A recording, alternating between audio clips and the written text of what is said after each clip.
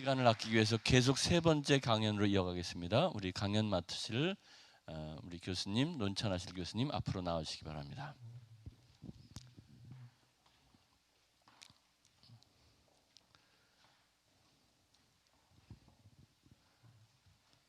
세 번째 강연의 제목은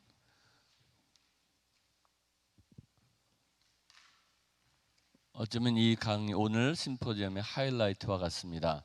지금까지 우리가 스크랜턴을 이해하는 데 집중했다면 그러면 이분이 우리에게 남겨준 문제, 우리에게 과제 내지는 교훈, 그리고 우리 해야 할 일, 진짜 중요한 강의입니다. 스크랜턴 선교사의 신학과 오늘날 우리에게 주는 교훈이라는 제목으로 서영석 교수님이 강의를 하실 텐데, 서영석 교수님은 협성대학교에서 한국교회사와 교회사를 강의하고 계시고 이번 전체 심포지엄을 코디네이트 하신 분이기도 합니다. 이제 우리 강의 시작합니다. 박수로 모시겠습니다. 네, 서영석입니다. 제가 오늘 발표할 내용이 범위가 작지 않습니다. 그래서 이걸 주어진 시간 내에 제가 다 말씀드릴 수 있는지 모르겠는데 좀 축약도 하고 뛰어넘기도 하면서 잘 해보도록 노력을 하겠습니다. 스크랜턴 선교사님이 서거하신 지가 지금 올해 100주년이잖아요. 그래서 사실은 연대기적으로도 의미가 있는 거고요. 이 기회를 통해서 우리 모든 감리교인들이 스크랜턴 선교사님이 어떤 사역을 펼치셨고 어떤 신앙의 꿈을 가지셨고 또 지금 후배 100년 후에 살아가는 우리 현재 우리 후배들에게 어떤 메시지를 주시는지를 함께 저와 따라가면서 공부했으면 좋겠습니다. 여러분 아시는 것처럼 1885년 이제 본격적으로 미 선교사님들이 우리나라에 들어와서 사역하시는데 실제로는 이 미국인들이 들어와서 전도 활동과 교회는 못하게 했습니다. 그러니까 예수 전하는 일은 금한 거예요. 그래서 여태까지 우리 교수님들이 발표 논찬해 주셨지만 스크랜턴은 정말 한국의 복음화를 이룰 수 있는 가장 중요한 도구를 가지고 정말 들어오신 첫해 1885년부터 사실 선교 사역을 시작하신 겁니다. 그건 바로 환자를 돌보는 진료, 의료 활동인 겁니다. 그래서 스크랜턴 선교사님 가족의 의료 활동, 나아가서 교육 활동, 그것에 이어지는 한국 선교는 그야말로 우리나라 기독교 개신교의 문을 활짝 열을 수 있는 가장 결정적인 열쇠가 됐다. 저는 그렇게 봐집니다. 그래서 저는 한국 선교의 실질적인 문을 연 장본인, 그분이 스크랜턴 선교사다, 그렇게 말씀드리고 싶고요. 그리고 그분의 사역이 한국 선교의 가장 효과적인 도구가 됐다, 그렇게 말씀드리고 싶습니다. 그래서 참 공헌을 많이 한 선교사님인데 늦게라도 이제라도 한국 교회사에서, 교계에서도 그렇고 국가에서도 그 공로를 인정받아야 된다, 그렇게 봅니다.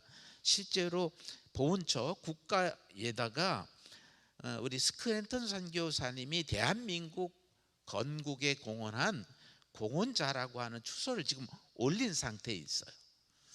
그게 왜 그런지를 저하고 짧은 시간 공부하면서 함께 그 답을 찾아가 봤으면 좋겠습니다.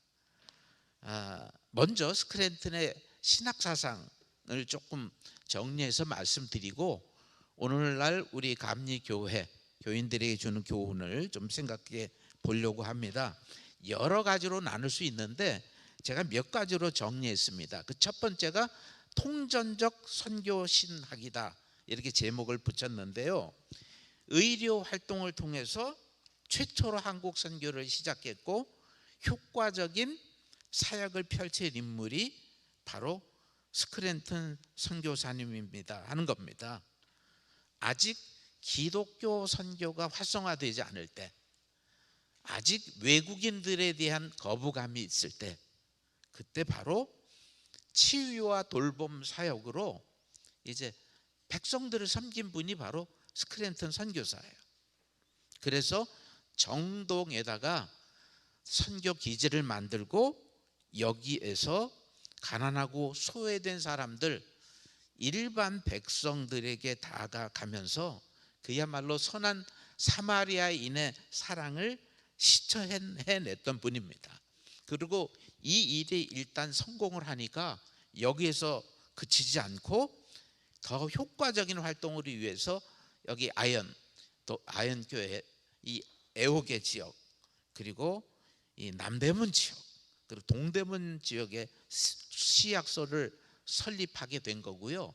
이 시약소는 의약품만 갖다 놓은 것이 아니라 성경책과 전도 책자 이런 것도 비치해서 이제 후에 환자들이 또 병원을 들락날락하는 사람들이 결국 복음을 접하게 되는 계기를 만들어 준 거죠. 그래서 이 시약소를 통해서 교인들이 늘어나고요. 그 교인들이 모인 집회가 결국 자연스럽게 교회로 발전해 나가는 겁니다. 아현, 상동, 동대문 교회로 발전했지요.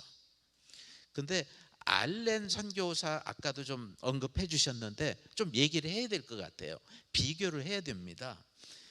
알렌은 1884년에 우리나라에 들어와서요.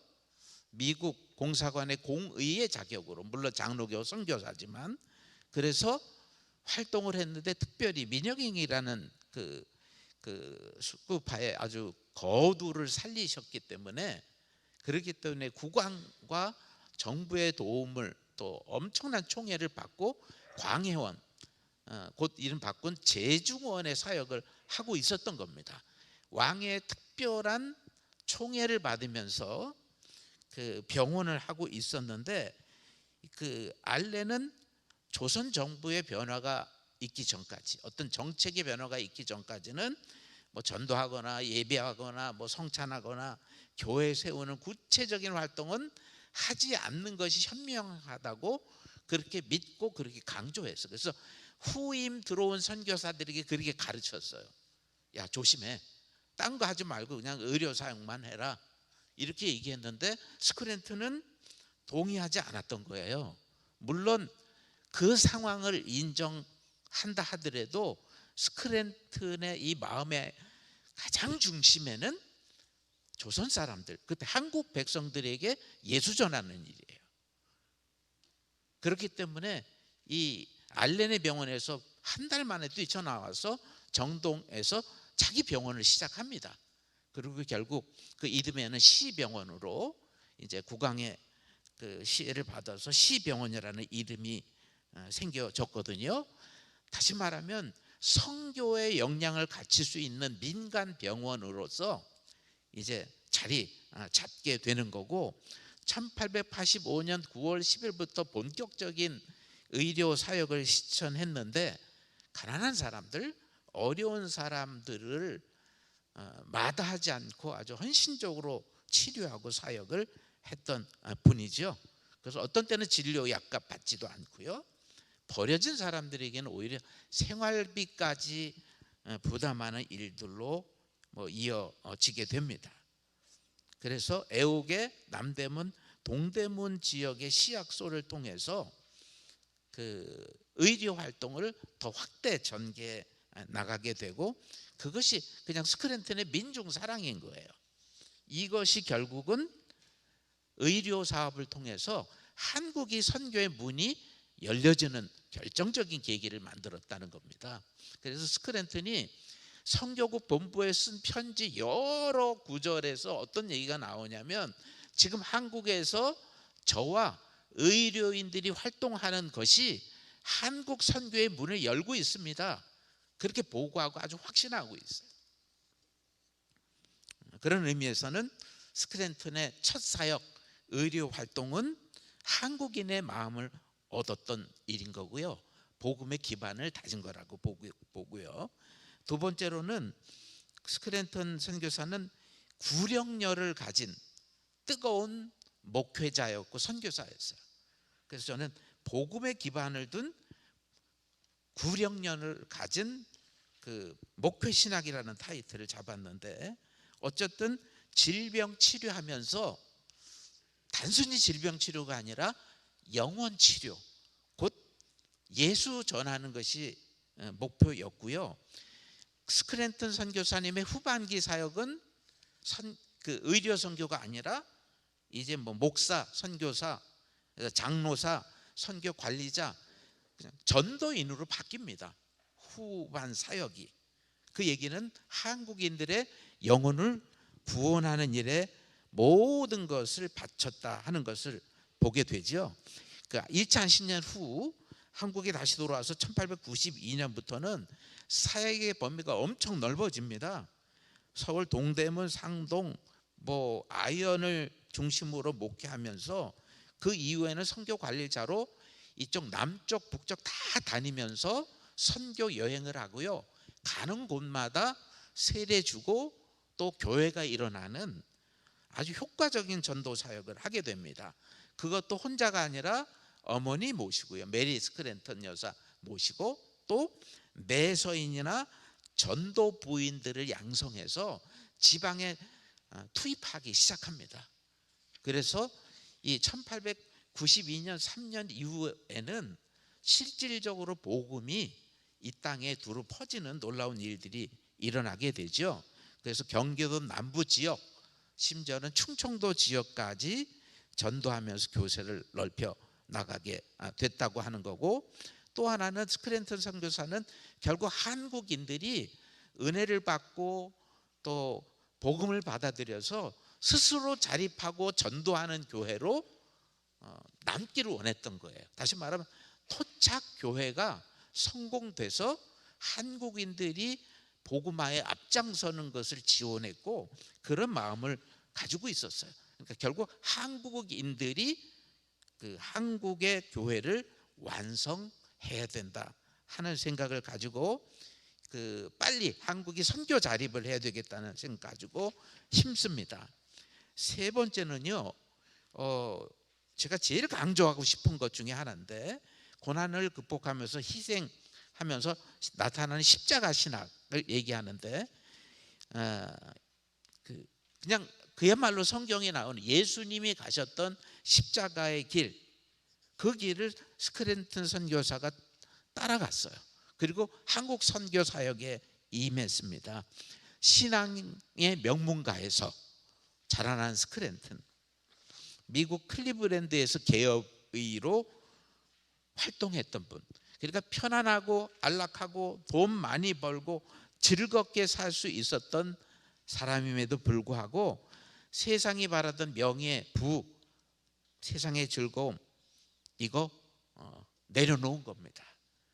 투병 후에 하나님 부르심 받아서 미 선교부에 선교사로 결심하고 한국까지 와서 예수 따르는 그 길을 그냥 간 겁니다.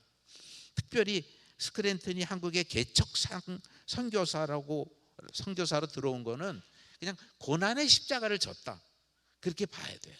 자기의 권리를 죽이고 포기하는 데서부터 나옵니다. 그래서 이미 예수 믿고 천국을 소유한 스크랜턴은 결국 주님께 순종하면서 좁은 길을 간 겁니다. 넓은 길을 간 것이 아니에요. 당시 외국인으로서 오지에 와서 선교사로 자기 자신을 다 헌신하는 것은 결코 쉬운 일이 아니었거든요. 그러나 예수님의 종으로 헌신한다는 게 자기의 정체성이었고요. 선교사직을 수행하면서 그랬던 거예요. 남에게 환영받거나 영광받고 대접을 누리고 칭찬받는 거 전혀 관심이 없었던 분이 스크랜턴이에요. 그래서 자기 자신의 그 높은 권리를 포기하고 복음과 신앙의 실천을 이루어 갔다, 그렇게 볼 수 있겠죠. 그래서 결국 스크랜턴이 의료 선교하면서 선한 사마리아인 프로젝트를 만들면서요, 더 원대한 꿈을 꾸게 됩니다. 저는 이 대목을 어떻게 보냐면요, 십자가를 따라가는 신앙인의 의지, 이게 아니면 더 이렇게 큰 프로젝트를 못했을 거예요. 그러니까 뜨거운 신앙이 아니었다면, 십자가를 따라가는 예수의 제자의 도리를 못했다면 결코 이런 일을 못했을 거예요. 자기의 신앙의 비전을 본국에 알리고 설득했고요, 편지했고, 본국이 그것을 지원해서 귀한 의료 사역을 지속해 나갔던 겁니다. 특별히 이제 그 미국에서 좀 1901년부터 좀 체류하는 가운데 있다가 1904년에 다시 귀임하거든요. 그런데 이때는 벌써 친일파 감독 해리스가 한국 교회를 좀 장악하고 있었던 때고요.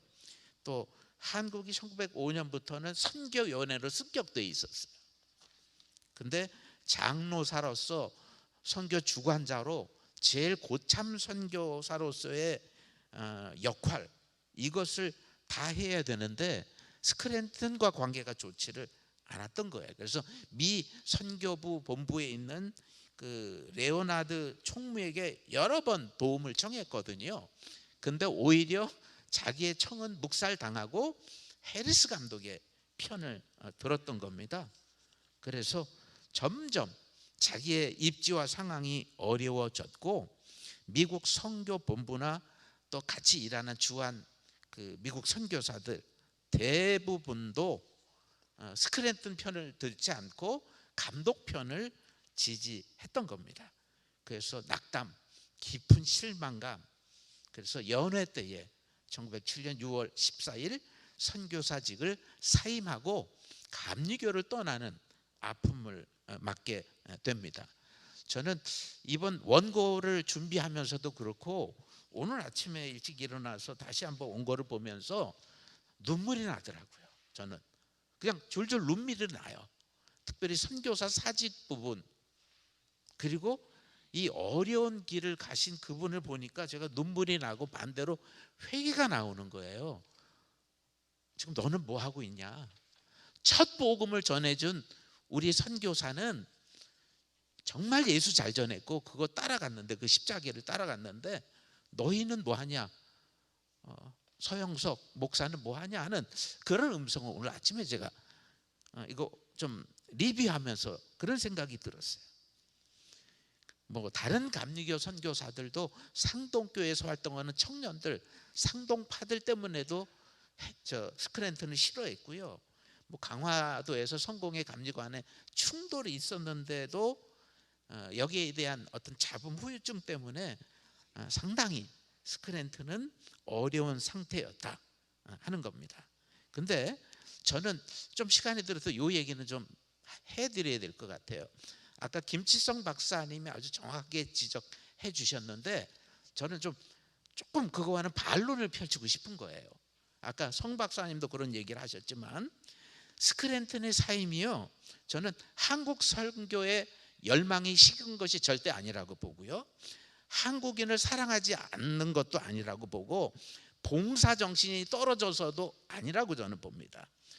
스크랜턴의 전격적인 사임은요, 물론 선교 본부와 그 불협화음에서 일어난 극단적인 행동이지만 친일파 감독이었던 해리스와 그를 지지하는 미국 본국 선교 본부에 대한 강력한 저는 항의 표시라고 저는 그렇게 이해합니다. 한국 선교사직 그만두고 바로 미국으로 돌아가시지 않았어요. 미국으로 갔으면 개업이 또 했을 거예요. 잘 살 수 있었을 겁니다, 이분이. 근데 10년 동안 한국 땅에 있었던 것은 한국 사랑과 한국의 복음화에 대한 뜨거운 열망이 있었던 거예요. 그래서 저는 이게 선교사 스크랜턴의 사임이 불명예 퇴진도 아니고 자기가 실수해서 이렇게 선교사 사임 카드를 낸 것이 아니라고 봐요. 오히려 스크랜턴은 감리교 선교사들 간의 파워 게임에서 밀린 겁니다. 피해자로밖에 저는 볼 수밖에 없다. 그래서 인간적으로 보면 스크랜턴의 사임 이후의 삶이 절대로 행복하지 않았어요. 그냥 인간의 모습으로 보면 참 비참했어요. 거의 같은 시기에 해리스도 일본에서 죽었고 그 스크랜턴도 일본에서 서거하셨는데요. 해리스의 장례식장은 엄청났습니다. 그 조문객이. 그러나 스크랜턴 박사의 장례식은 조촐한 장례식이었어요. 그러니까 세상에서는 그의 후의 사역이 전혀 빛을 못 봤을 거예요.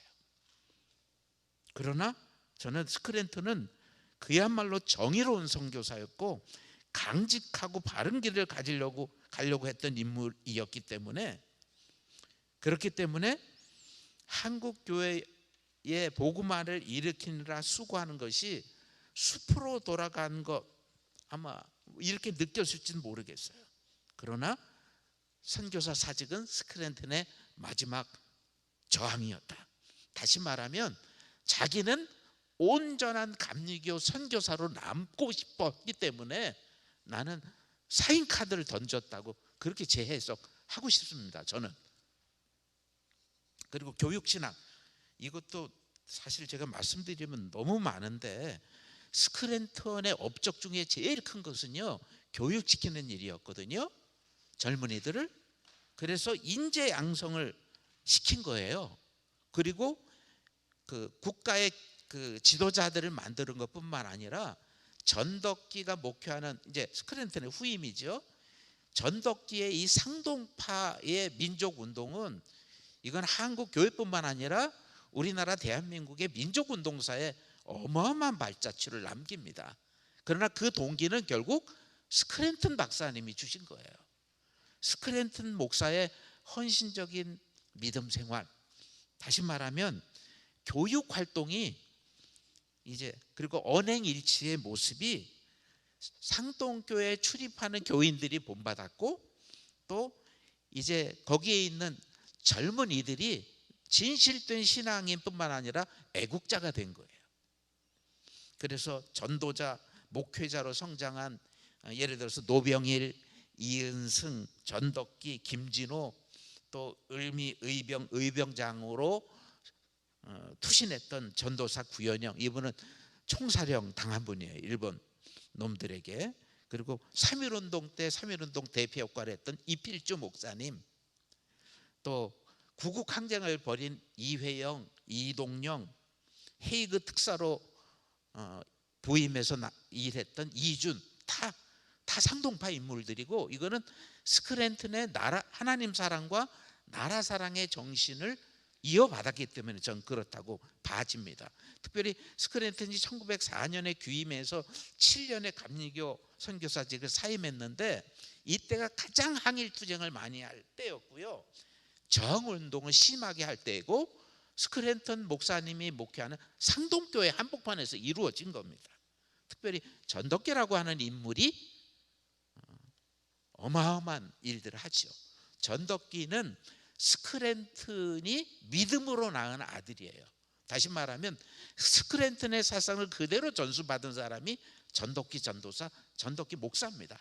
그가 청년회를 일으키면서 이제 하나님 사랑과 이웃 사랑, 즉 나라 사랑을 이끌었던 인물이고, 전덕기를 중심으로 어마어마한 신앙의 거물들, 애국자들이 나오게 됐다고 하는 겁니다. 그리고 다섯 번째로는 생활신앙입니다. 그냥 다시 말하면 생활신앙으로 이어지는 실천신학을 구현한 분이에요. 아까 계속 말씀드렸듯이 가난하고 소외된 사람들에게 복음 전했죠. 한국인 사랑, 한국인을 무척 사랑했어요. 이들에 대한 마음, 가난한 자, 서민들에 대한 이 마음은 다른 게 아니에요. 예수 그리스도의 복음을 전하라는 목적에서부터 나온 거라고 보고요, 하나님이 이 세상을 사랑하신 것처럼 예수 따르는 스크랜턴도 이 민족을, 또 백성들을 사랑한 겁니다. 그래서 제일 힘든 사람을 돕고 이들을 지지한 겁니다. 좀 중간에 뛰어넘어야 될 것 같아요. 시간이 많이 지나가서. 제가 시간이 얼만큼 지나갔는지 잘 지금 모르겠거든요. 몇 분 남았죠? 8분이요. 고맙습니다. 그래서 이 노블 선교사가 스크랜턴의 인물 평가하는 게 그냥 나와 있거든요. 제가 인용했습니다. 스크랜턴 아는 사람은 누구나 그가 신사고 어떤 상황에도 용기가 있고 친절하다는 것을 인정하고 있다. 절제의 힘을 가졌다는 인상을 주는 침착함과 자제력의 소유자인데 아마도 진정한 동정심과 친밀한 동료애를 내보이기에 너무나도 침착한 성품인지 모르겠다. 그는 훌륭한 의사이자 근면한 사람이다. 또 이 끝부분에 그는 중대한 일을 결정할 때에는 서두르지는 않았지만 어떠한 실천 과정이 정해지면 그대로 그 실행에 흔들림이 없었다. 이 얘기는 뭐냐면요, 그냥 설교와 말씀, 자기 신학과 삶과 전혀 유리되지 않았다는 얘기예요. 그냥 자기의 삶은 신앙적인 삶이고 그것이 인품으로 나오게 되는 거예요. 다시 말하면 예수님의 사랑 실천인 거예요. 8분 남았다 그러는데 이제 결론을 내야 되는데요, 지금부터가 사실은 드리고 싶은 말씀이거든요. 여러 교훈들을 정리할 수 있는데 제가 세 가지로 정리했어요. 첫째, 스크랜턴이 우리 감리교인들에게 내게 주는 교훈이 뭐냐? 첫째, 위의 것을 찾는 한국교회. 그분이 복음전도사로 헌신하면서부터는 철저히 하늘의 것을 소망했습니다. 진실하게 예수 믿고요, 딴 데 한눈 팔지 않았어요. 그래서 위의 것을 찾았다는 거예요. 위의 것 찾았다는 거. 하나님 나라에 대한 눈이 열려 있었던 인물, 골로새서 3장 1절에 있는 것처럼 너희가 그리스도와 함께 다시 살리심 받았으면 위의 것을 찾으라. 위의 것 찾는 게 뭡니까? 예수님이 고난 받으시고 죽으신 지 사흘 만에 부활하신 것처럼 위의 것을 찾는 사람은 결국 하나님의 의에 대해서 다시 부활한 사람이에요. 부활하신 예수를 믿고 또 부활과 영생을 확신하는 신앙인, 이 사람이 위의 것을 찾는 거거든요. 그 스크랜턴이 이런 자세로 한국 선교에 임했습니다. 그리고 하늘의 것, 하나님의 뜻을 구하고 그렇게 살았어요. 근데 신앙이 없는 사람, 확신이 없는 사람들과 일반 사람들은 땅의 것에 눈이 집중되어 있습니다. 땅의 것 바라보고 살아요. 마음의 눈도 영적 눈도 다 어두워져서 땅의 것만 바라봅니다. 그래서 골로새서 3장 2절에 보면 음란, 부정, 사욕, 악한 정욕, 탐심 구체적으로 얘기하고 있거든요. 그러니까 현실적으로 이 나라에, 이 사회에 땅의 것들을 사랑하는 사람들이 많고 이 사상이 팽배해져 있다는 거예요. 저는 이 감리교회도 예외가 아니라고 생각합니다. 왜 아까 그 황봉배 박사님이 감리교회 줄어드는 통계를 얘기하셨는데 왜 줄어들까? 왜 우리들이 신앙이 약화될까? 하늘의 것보다는 땅의 것을 더 바라보기 때문이라고 저는 분석하고 싶어요. 정말 하나님의 뜻, 하늘의 소망을 두지 않고 땅의 것을 많이 차지하려고 애쓴다는 거예요. 심지어 교인들도. 그래서 육신을 기초로 하는 부패한 욕망과 생활이 신자들의 눈을 어둡게 만들고 있다. 결국 세상에서 나오는 모든 것들을 많은 사람들이 붙잡고 있는 거예요. 땅의 것을. 결코 그것은 하나님으로부터 온 게 아니거든요.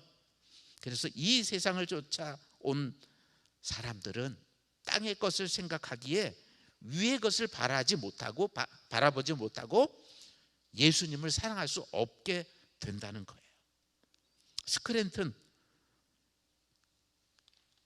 허례, 허식, 허영, 욕망, 땅의 것 바라지 않았어요. 다시 말하면 국왕으로부터 잘 보이는 노력에 제가 문건을 한 번도 본 적이 없어요.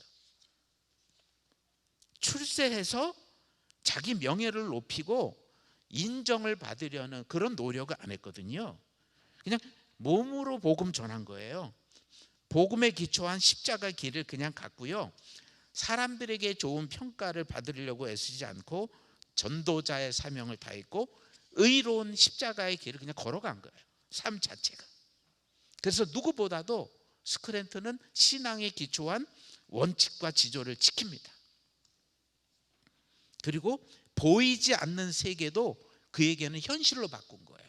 이 기가 막힌 표현입니다. 이게 노블 선교사가 이런 표현을 썼거든요.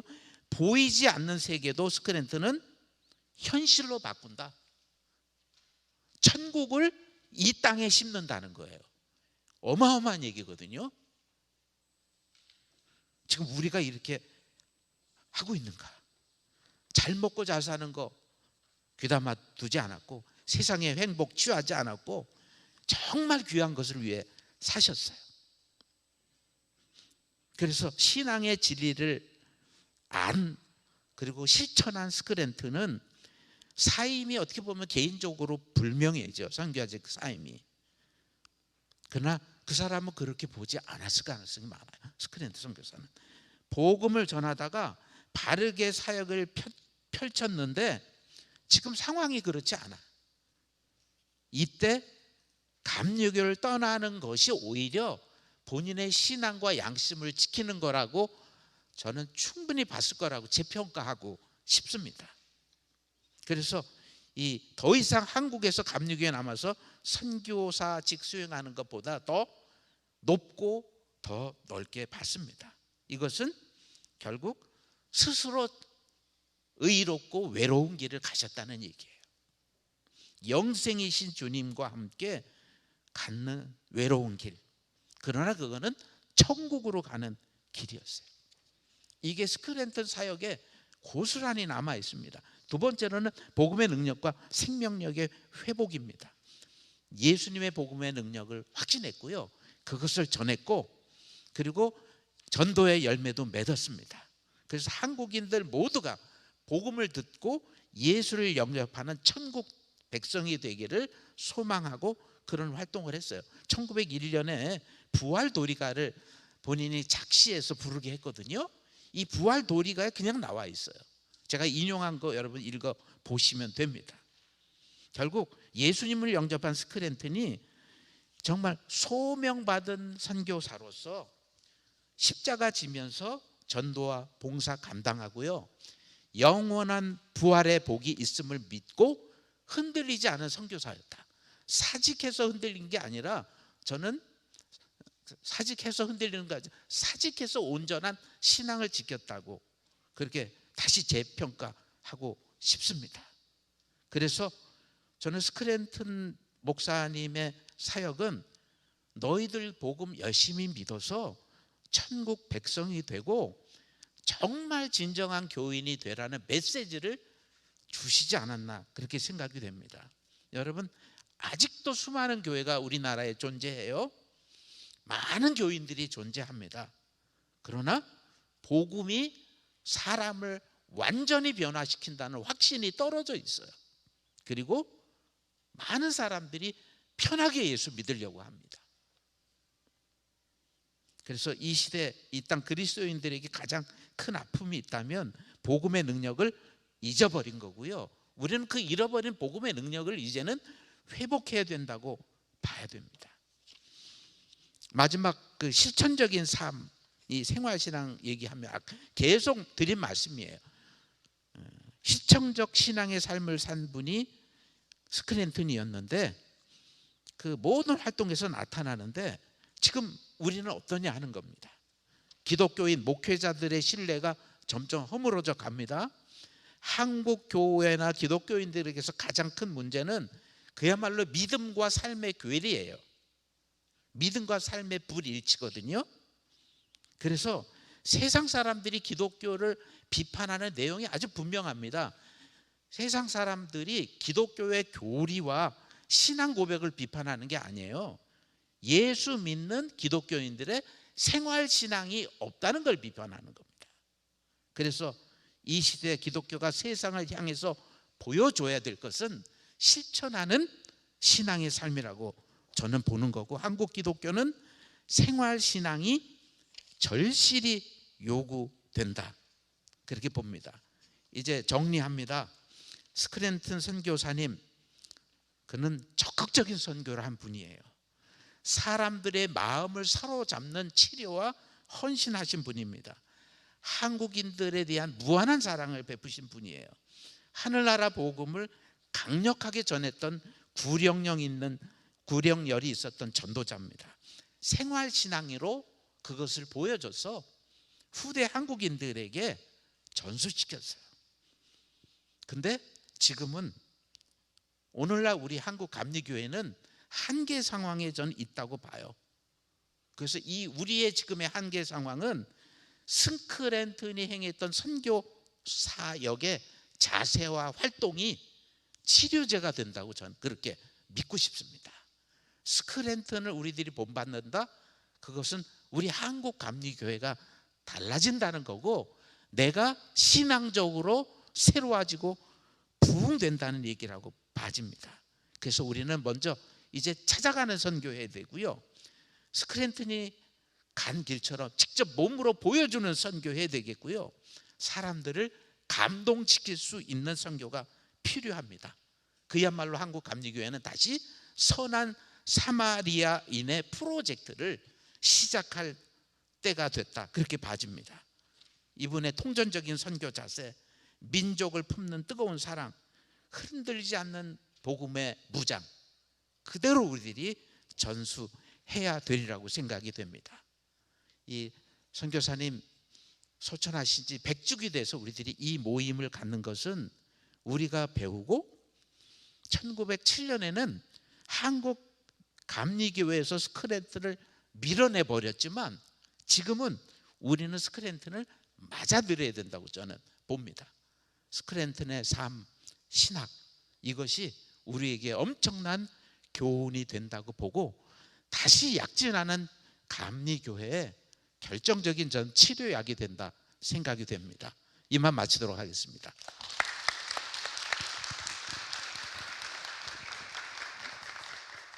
스크랜턴 선교사가 우리에게 남겨준 과제와 유산에 관한 귀한 강의 감사합니다. 이 강연에 관해서 논찬해 주실 분은 소요한 교수님이십니다. 소요한 교수님은 감리교 신학대학교에서 한국교회사를 강의하신 소장 신학자이십니다. 이제 논찬 시작해 주시겠습니다. 네, 감사합니다. 앞선 서영석 교수님의 발표 너무 잘 들었고요. 저에게는 이제 사실 스승님과 같은 분이셔서 제가 이 논찬을 하는 데 있어서 강하게 뭐 질문이라든지 비판을 하지 않았습니다. 하지만 논찬문 글 사이에 질문들이 있기 때문에 제가 논찬문 전체를 읽지는 않고 논찬문에 있어서 중요한 부분을 제가 좀 언급을 하면서 말씀을 드리도록 하겠습니다. 먼저 두 번째 문단입니다. 스크랜턴 선교사의 선교 특징은 알렌의 선교와는 분명히 다른 선교 방식을 펼치고 있다. 그거는 앞서 주재한 연구자들이 말씀하신 부분들이죠. 그럼 왜 스크랜턴 선교사님은 이렇게 헌신하고 희생하는가라고 하는 그런 부분입니다. 사실 제가 좀 이렇게 쭉 논찬문들, 그러니까 발표문들을 쭉 봤는데 스크랜턴 선교사님의 가문에 대해서는 잘 이야기가 없더라고요. 사실 이제 스크랜턴 선교사님이 의사였다라고 하는 거에 초점을 맞추어서 지금 이야기를 하고 있는데, 사실 스크랜턴 선교사님의 아버지는 윌리엄 탈코 스크랜턴이라고 하는 분으로서 그 스크랜턴 가문은 사실 미국 개척가 집안입니다. 소위 말하는 메이플라워를 타고 와서 미국에 정착했던 개척가 집안이에요. 그러니까 그 스크랜턴 가문은 정치가이면서도 사실 상인, 사업을 같이 주도했던 가문 가운데 하나입니다. 그 가문이 사실 있고, 그 다음에 스크랜턴 선교사가 그러한 배경에서 삶을 살았기 때문에 그가 그 모든 것들을 포기하고 온다라는 것 자체가 사실 굉장했다라고 하는 것을 우리는 고려해야 된다라고 하는 거죠. 그렇기 때문에 그의 선교 방식은 알렌과 다를 수밖에 없다라는 그러한 것을 우리가 그의 배경과 함께, 가문의 배경적인 것과 함께 생각해야 된다라는 거고요. 그래서 두 번째로는 그 다음 문장입니다. 시병원이라는 것을 사실 그 이름으로 의료 선교를 진행했죠. 그 다음에 대중들이 기독교 선교를 접촉하는 접촉점을 만들었다라고 제가 논찬에서 글을 썼습니다. 네, 이것은 사실 그냥 대중적인 또 민중들, 가난한 이들에게 불쌍하니까 선교를 해야지라는 것이 아니라 의도적인 또 의지를 가지고서 대중 선교를 앞장섰다라고 하는 부분입니다. 네, 이것이 좀 이 발표문에서 좀 이렇게 언급을 좀 했으면 좀 더 보강이 되지 않을까라는 생각을 해봅니다.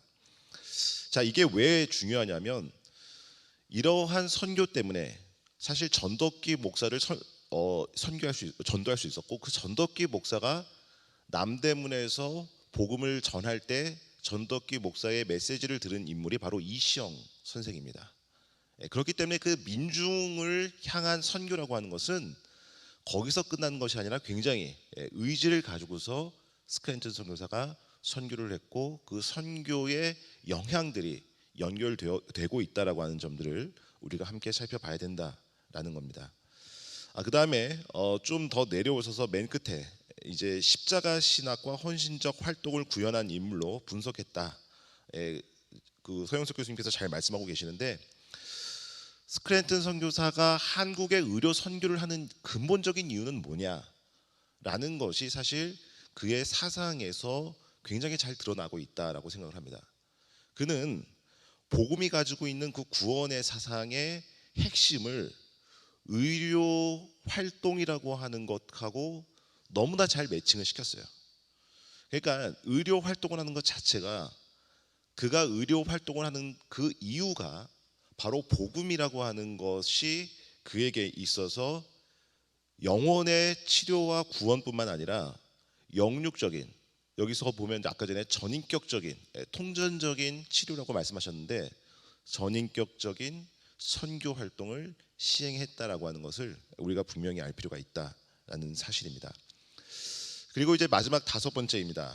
5번째는 우리가 다음 페이지를 보시면 그의 해리스 감독하고의 대립했던 부분, 또 이러한 대립에 나타나는 강인한 어떤 정신들, 또 한국인들을 위한 희생 정신들, 이런 부분들이 사실 상동파, 그가 남대문 지역에 또 상동교회를 개척하고 상동파를 키우는 데 있어서 그의 어떤 선교 사상 가운데의 또 하나의 핵심 사상이다라는 점들을 서영석 교수님께서 잘 말씀하셨는데, 사실 우리는 이러한 배경에서 스크랜턴 선교사가 사임한 이유를 좀 함께 고려해야 됩니다.